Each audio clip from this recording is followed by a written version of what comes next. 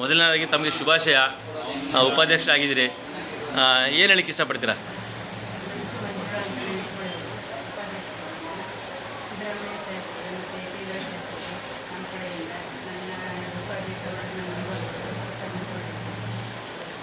ಹಾಗಾಗಿ ಇವತ್ತು ಇಡೀ ರಾಜ್ಯದಲ್ಲೇ ನಾರಿ ಶಕ್ತಿ ಪ್ರಮುಖವಾಗಿ ಸಿದ್ದರಾಮಯ್ಯನವ್ರನ್ನ ಹುಟ್ಟಾಕಿರೋದು.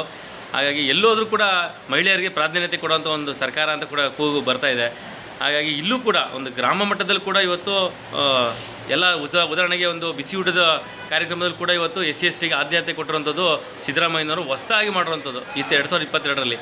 ಹಾಗಾಗಿ ನಿಮ್ಮ ಒಂದು ಗ್ರಾಮ ಪಂಚಾಯತಿಲಿ ಕೂಡ ಮಹಿಳೆಯರಿಗೆ ಪ್ರಾಧಾನ್ಯತೆ ಕೊಡಲೇಬೇಕು ಅಂತ ಒಂದು ಉಪಾಧ್ಯಕ್ಷ ಸ್ಥಾನ ಕೂಡ ಕೊಡಿಸಿದ್ದಾರೆ. ಅದ್ರ ಬಗ್ಗೆ ತಮಗೆ ಶುಭಾಶಯ. ಮತ್ತು ಒಂದು ಅಪಾರವಾದಂಥ ಒಂದು ಕಳಕಳಿ ಇರೋಂಥ ಒಂದು ವರ್ಣಕ್ಷೇತ್ರ ಇಲ್ಲಿ ಅಲ್ವೇ? ಏನೇನು ಮಾಡಬೇಕು ಅಂತ ಇದ್ದೀರಾ ಉಪಾಧ್ಯಕ್ಷರಾಗಿ ತಾವು? ಯಾವ ಕೆಲಸ ಕಾರ್ಯಗಳಾಗುತ್ತೆ ಮಹಿಳೆಯರಿಗೆ?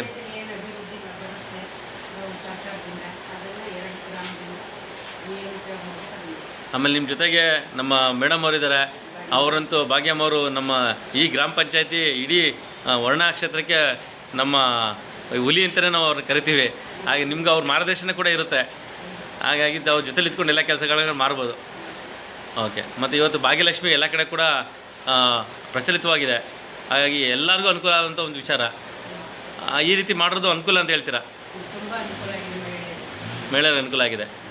ಓಕೆ, ಒಳ್ಳೆಯದಾಗಲಿ.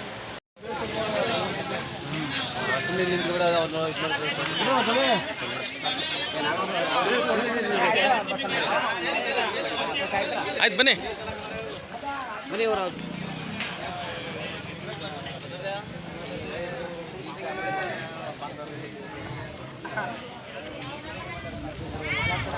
ಆರಾಮ.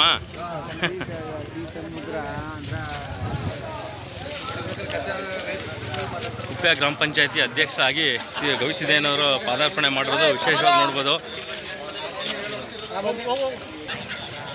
ವೀಕ್ಷಕರೇ, ಇವತ್ತು ಅಪಾರ ಜನ ಬೆಂಬಲದೊಂದಿಗೆ ಗವಿಸಿದ್ದೇನವ್ರಿಗೆ ಹಾರಗಳು, ಶಾಲುಗಳು, ಪೇಟಗಳ ರಮಣೀಯವಾದಂತಹ ಒಂದು ಸನ್ಮಾನ ನಡೀತಾ ಇದೆ.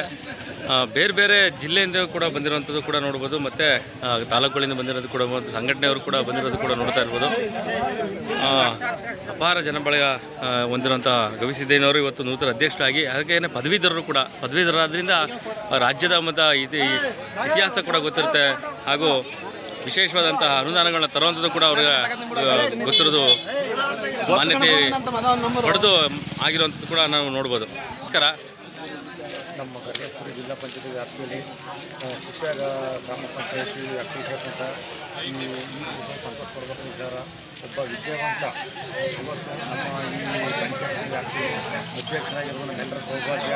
ಹಾಗೂ ಈ ಸರ್ಕಾರದಿಂದ ಬರ್ತಕ್ಕಂಥ ಅನುದಾನಗಳನ್ನ ತಂದು ಯಥೇಚ್ಛವಾಗಿ ಬಡವರು ಮತ್ತು ದೀನದಲಿತರು, ಕೂಲಿ ಕಾರ್ಮಿಕರಿಗೆ ಸವಲತ್ತುಗಳನ್ನು ಕೊಡಿಸೋದರಲ್ಲಿ ತಾವು ಸಂತೋಷ ಪಡ್ತೀನಿ.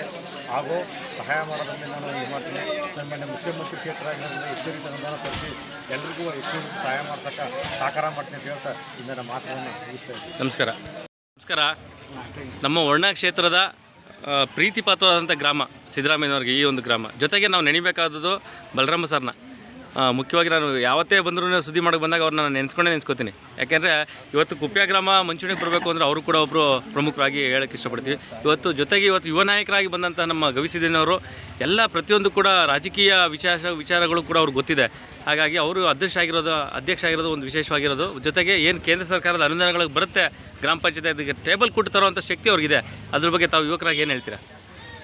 ಮೊದಲಿಗೆ ಆತ್ಮೀಯ ಸ್ನೇಹಿತ ಗವಿ, ನಾನು ಆತ ಇಬ್ಬರು ಕೂಡ ಸುಮಾರು ವರ್ಷಗಳ ಕಾಲ ಚಳುವಳಿ ಹಿನ್ನೆಲೆಯಿಂದ ಬಂದಂಥವರು. ಬಹುಜನ ಚಳುವಳಿಯಲ್ಲಿ ಗುರುತಿಸ್ಕೊಂಡು ಇವತ್ತು ನಮ್ಮದೇ ಆದಂಥ ರಾಜಕೀಯ ಸಿದ್ಧಾಂತಗಳಿಗೆ ಹೋಗ್ತಾ ಇದ್ದೀವಿ. ಅದರಲ್ಲಿ ಈಗ ನಾನು ನೋಡಿದ ಮಟ್ಟಿಗೆ ಈ ಕುಪ್ಪೆ ಗ್ರಾಮ ಪಂಚಾಯತಿ ಆಗಲಿ ಅಥವಾ ಸುತ್ತಮುತ್ತ ಗ್ರಾಮ ಪಂಚಾಯತಿಗಳಲ್ಲಿ ಆಡಳಿತ ನಡೆಸಿರೋರನ್ನ ನೋಡಿದ್ದೀವಿ. ಅವರೆಲ್ಲ ತುಂಬ ಚೆನ್ನಾಗಿ ಮಾಡಿದ್ದಾರೆ. ಬಟ್ ಅದಕ್ಕೂ ಇನ್ನೂ ತೂಕ ಹೆಚ್ಚೋಂಥ ಸ್ಥಾನ ಗವಿ ಸಿಕ್ಕಿರೋದು. ಅದಕ್ಕೆ ಇವರು ನಿಜವಾದಂತಹ ನ್ಯಾಯನ ಒದಗಿಸ್ತಾರೆ ಅನ್ನೋದು ನನ್ನ ನಂಬಿಕೆ ಇದೆ. ಹಾಗೆಯೇ ಗವಿ ಒಬ್ಬ ವೆಲ್ ಎಜುಕೇಟೆಡ್, ಇದುವರೆಗೂ ಅತಿ ಹೆಚ್ಚು ಓದಿರೋಂಥ ವ್ಯಕ್ತಿ ಗ್ರಾಮ ಪಂಚಾಯತಿ ಅಧ್ಯಕ್ಷ ಸ್ಥಾನ ಕೊಡ್ತಾ ಇರೋದು. ಹಾಗೆ ಈ ಊರಿನ ಜನಗಳ ಬಗ್ಗೆ ಅವನಿಗೆ ಅಪಾರವಾದ ಸೌಮ್ಯ ಸ್ವಭಾವದವರು ನಾನು ನೋಡಿದಾಗಿಂದ ಅಪಾರವಾದಂಥ ಪ್ರೀತಿ ಇದೆ.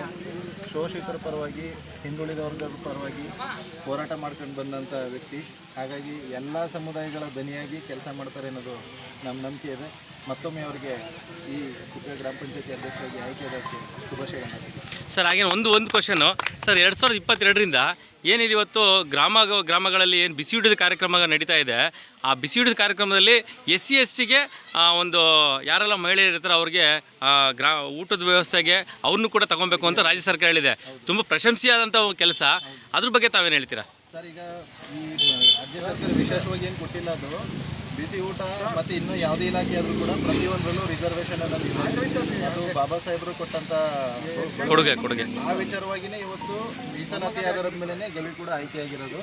ಅದಕ್ಕೂ ಕೂಡ ಬಾಬಾ ಸಾಹೇಬ್ರನ್ನ ಈ ವಿಚಾರದಲ್ಲಿ ನೆನೆಸ್ಕೋಬೇಕು. ಜೊತೆಗೆ ಬಿಸಿ ಊಟದ ಕಾರ್ಯಕ್ರಮಕ್ಕೆ ಮಹಿಳೆಯರನ್ನ, ಅದರಲ್ಲೂ ಪರಿಶಿಷ್ಟ ಜಾತಿ ಪಂಗಡ ಮಹಿಳೆಯರನ್ನ ತಗೋಬೇಕಾಗಿದೆಯಲ್ಲ, ಅದು ಸರ್ಕಾರದ ಸುತ್ತೋಲೆ ಇದೆ, ತಗೊಳ್ಳೇಬೇಕು, ಅದು ನಿಶ್ಚಿತ. ಹೌದು, ಒಳ್ಳೆ ಉತ್ತಮವಾದಂಥ ಒಂದು ಪ್ರತಿಕ್ರಿಯೆ ಸರ್. ಅದು 2002ರಿಂದ ಬಂದಿರೋಂಥದ್ದು ಚೆನ್ನಾಗಿದೆ. ಅಂದರೆ ಈಗ ಪ್ರತಿಯೊಬ್ಬರಿಗೂ ಹೊಸದಾಗಿ ಉದ್ಯೋಗಗಳು ಸೃಷ್ಟಿ ಆಗಬೇಕು. ಜನಸಂಖ್ಯೆ ಜಾಸ್ತಿ ಆದಂಗೆ ಉದ್ಯೋಗಗಳು ಸೃಷ್ಟಿ ಆಗಲೇಬೇಕು.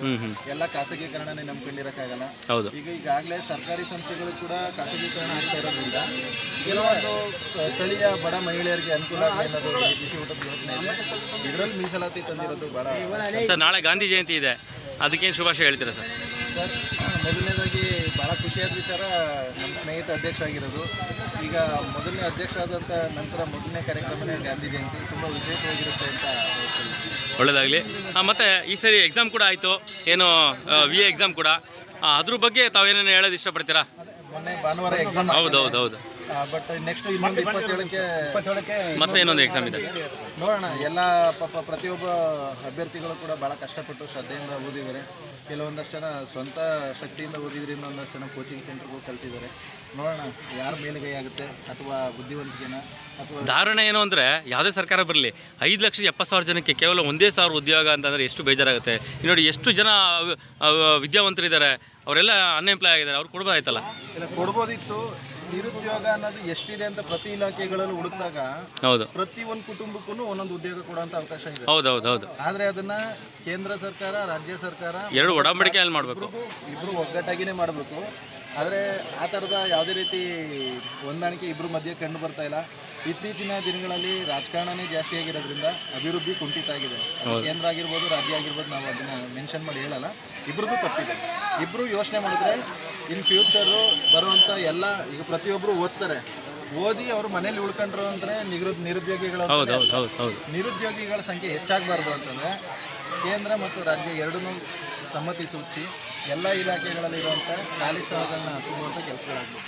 Good thinking sir, thank you.